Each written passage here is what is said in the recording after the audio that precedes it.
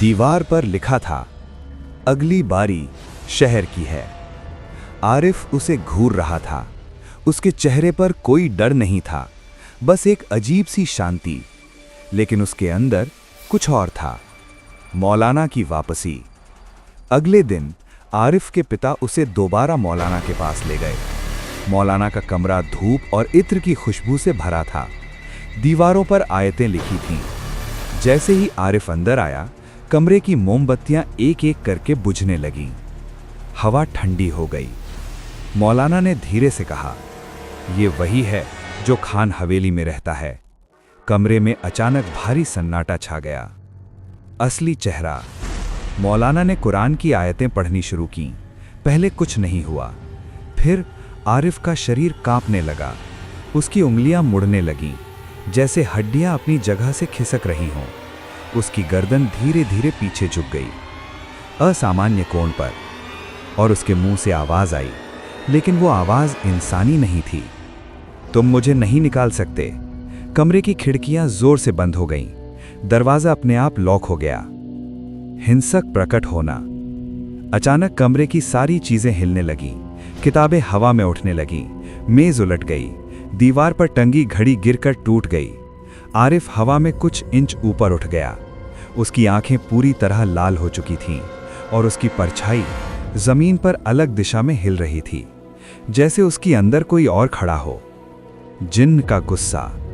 मौलाना ने जोर से आयत पढ़ी। कमरे में तेज हवा चलने लगी। आरिफ की चीख इतनी भयानक थी कि बाहर खड़े लोग डर से पीछे हट गए। उसके शरीर पर काले निशान उभरने लगे, जैसे त्वचा के नीचे कुछ रेंग रहा हो।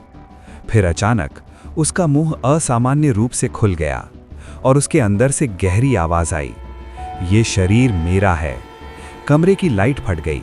अंधेरा छा गया। साया बाहर आया। मोमबत्ती की आखिरी लौ में कुछ सेकंड के लिए सबने देखा। आरिफ के पीछे एक 8-9 फुट लंबा काला साया खड़ा था।